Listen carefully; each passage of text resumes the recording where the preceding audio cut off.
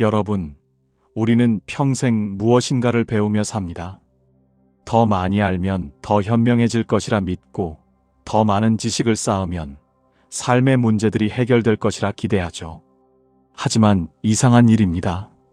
머릿속은 지식으로 가득 찼는데 왜 정작 우리 마음은 작은 근심 하나에도 이토록 쉽게 흔들리는 것일까요? 불교에서는 이를 두고 지식은 많으나 지혜가 부족하다고 말합니다. 여기서 말하는 지혜, 즉 반야는 새로운 정보를 채우는 능력이 아닙니다. 오히려 내가 평생 옳다고 믿어온 고정관념, 이것이 정답이다라고 붙잡고 있는 그 단단한 생각의 틀을 부수고 나오는 힘을 말합니다. 1200년 전 당나라의 전설적인 선승 조주선사는 우리에게 아주 기괴하고도 강렬한 장면 하나를 던져줍니다. 어느 날 그는 아무 말 없이 자신의 신발을 벗어 머리 위에 이고 방을 나갔습니다. 신발은 발에 신는 것인데 그는 왜 그것을 머리에 이었을까요? 이 해괴한 몸짓 속에 숨겨진 지혜의 칼날은 오늘날 꽉 막힌 일상을 사는 우리에게 어떤 대답을 들려주고 있을까요? 오늘 우리는 조주선사가 남긴 파격적인 흔적을 따라 우리 마음을 가두고 있는 지식의 감옥을 탈출해보려 합니다. 거꾸로 신은 신발이 가르쳐주는 인생의 진짜 방향, 그 깊고 서늘한 지혜의 세계로 함께 들어가 보시죠. 산길을 따라 걷다 보면 가끔 이런 생각이 듭니다. 내가 걷고 있는 이 길이 정말 맞는 길일까? 하는 의문이죠. 평생을 걸어온 길인데도 어느 순간 문득 불안이 밀려옵니다. 혹시 내가 잘못된 길을 걷고 있는 건 아닐까? 혹시 더 좋은 길이 따로 있는 건 아닐까? 당나라 시대 한 노스님이 있었습니다. 그는 젊은 시절부터 경전을 외우고 또 외웠습니다. 아침부터 밤까지 부처님의 가르침을 공부했죠. 수십 년이 흘렀습니다. 주변 스님들은 그를 지혜로운 큰 스님이라 불렀습니다. 하지만 정작 그의 마음속은 텅 비어 있었습니다. 아니, 텅 빈 것이 아니라 무언가로 꽉 차 있었다고 해야 할까요? 불안으로, 두려움으로, 집착으로. 특히 두 가지가 그를 괴롭혔습니다. 하나는 죽음에 대한 두려움이었고 다른 하나는 깨달음에 대한 강박이었습니다. 나는 이렇게 오래 수행했는데 왜 아직도 마음이 편안하지 않은가? 언젠가 죽음이 찾아오면 나는 그것을 담담히 맞이할 수 있을까? 정말 내가 깨달음을 얻었다고 할 수 있을까? 밤마다 이런 생각들이 그의 머리를 짓눌렀습니다. 경전 구절은 줄줄 외웠지만 정작 그 의미는 마음 깊은 곳까지 스며들지 못했습니다. 그러던 어느 날 그는 결심했습니다. 조주선사를 찾아가기로 말입니다. 조주선사는 당대 최고의 선승이었습니다. 그의 나이는 이미 120세를 넘었다고 전해졌죠. 80세가 되어서야 본격적으로 수행을 시작했고 이후 40년 동안 전국을 다니며 선지식들을 찾아다녔던 분이죠. 노스님은 긴 여정 끝에 조주선사가 머물고 있는 관음원에 도착했습니다. 문을 두드렸습니다. 스님, 찾아뵙고 싶습니다. 안에서 평온한 목소리가 들려왔습니다. 들어오시게. 노스님이 방으로 들어가자 조주선사는 평상에 앉아 차를 마시고 있었습니다. 그의 얼굴에는 깊은 주름이 파여 있었지만 눈빛만큼은 어린아이처럼 맑고 투명했습니다. 노스님이 삼배를 올렸습니다. 그리고 조심스럽게 입을 열었습니다. 스님, 저는 평생 경전을 공부하고 수행해 왔습니다. 하지만 여전히 제 마음속에는 번뇌가 사라지지 않습니다.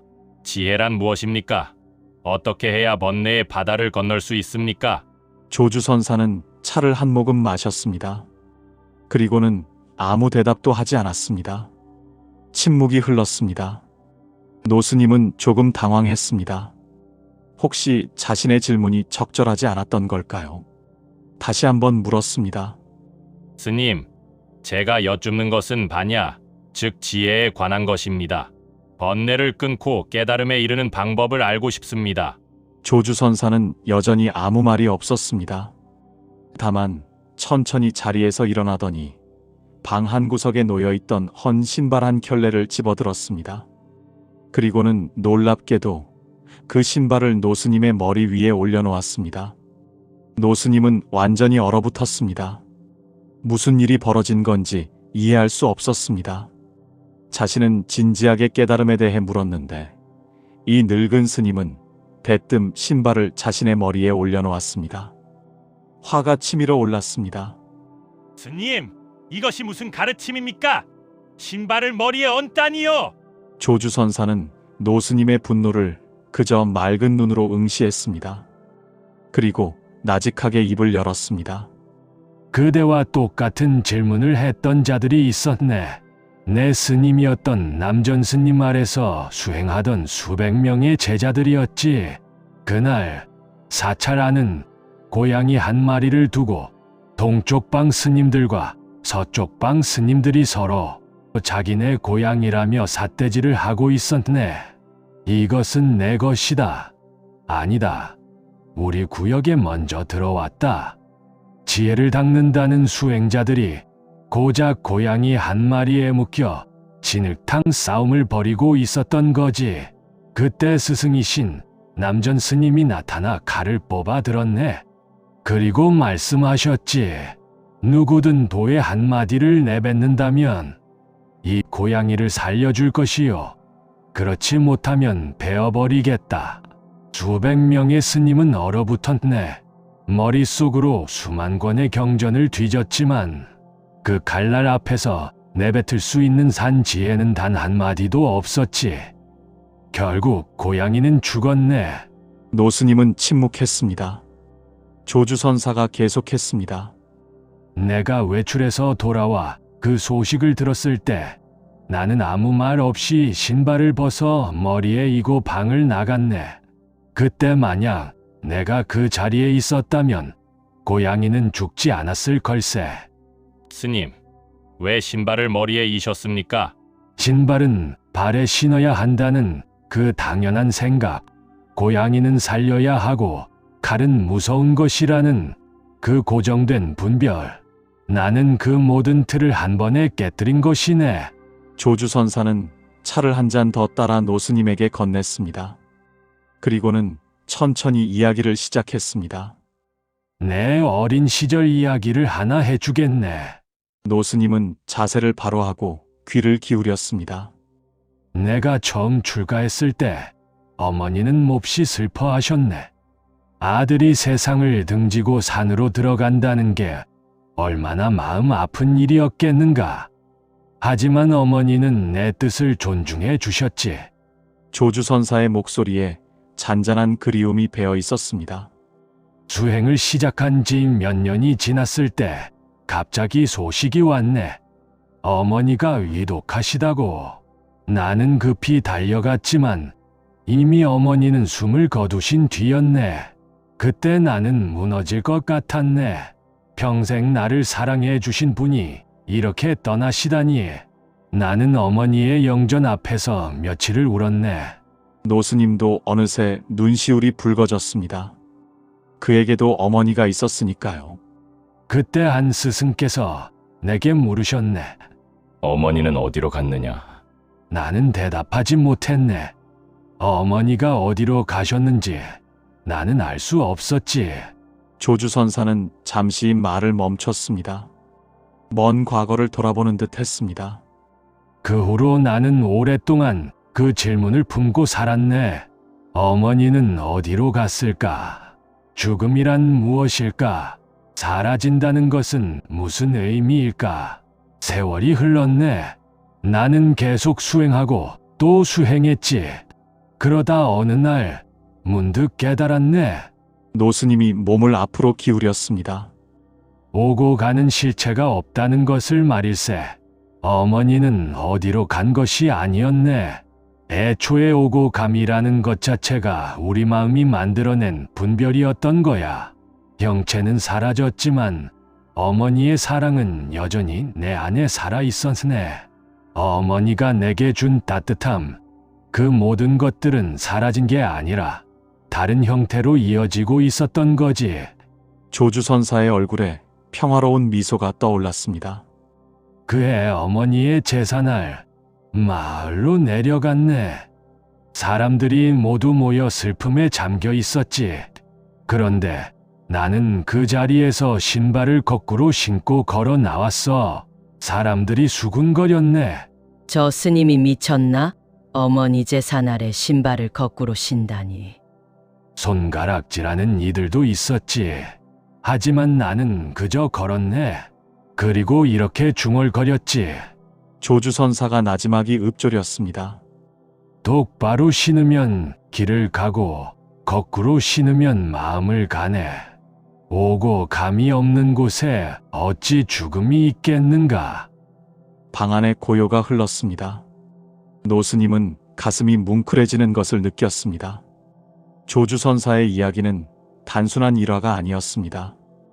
그것은 삶과 죽음, 오고 감, 있음과 없음에 대한 깊은 통찰이었습니다.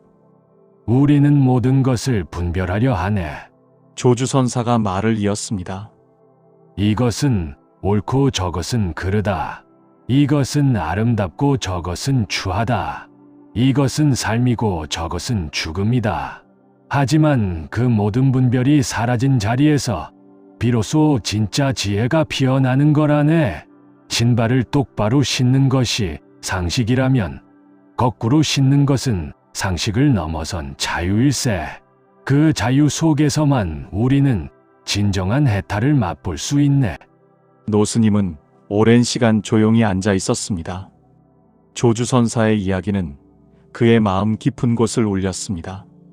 지금까지 그가 붙잡고 있던 모든 것들이 사실은 자신을 가두고 있었다는 것을 깨달았습니다.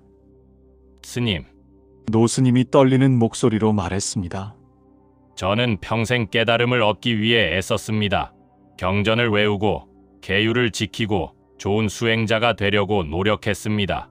하지만 그 모든 것이 오히려 저를 올가매고 있었군요. 깨달음을 얻어야 한다는 집착, 완벽한 수행자가 되어야 한다는 강박, 죽음을 두려워하는 마음, 이 모든 것들이 제 머리 위에 올려진 신발이었습니다. 조주선사가 고개를 끄덕였습니다. 이제 깨달았구만. 지혜란 무엇을 더하는 것이 아니라 덜어내는 것이라는 걸 말일세. 그대가 지금 손에 쥐고 있는 것들을 내려놓게. 깨달음에 대한 집착도, 좋은 수행자가 되어야 한다는 부담도, 죽음에 대한 두려움도 모두 내려놓게. 그러면 그 자리에 무엇이 남겠는가? 노스님이 깊이 생각했습니다. 모든 것을 내려놓으면 무엇이 남을까요? 잠시 후 그의 입에서 조심스럽게 대답이 나왔습니다. 아무것도 남지 않을 것 같습니다. 조주선사가 웃었습니다. 맑고 청아한 웃음소리였습니다. 그렇네. 아무것도 남지 않지. 그런데 그 아무것도 없는 자리가 바로 모든 것이 있는 자리일세. 비어있기에 무엇이든 담을 수 있는 거야.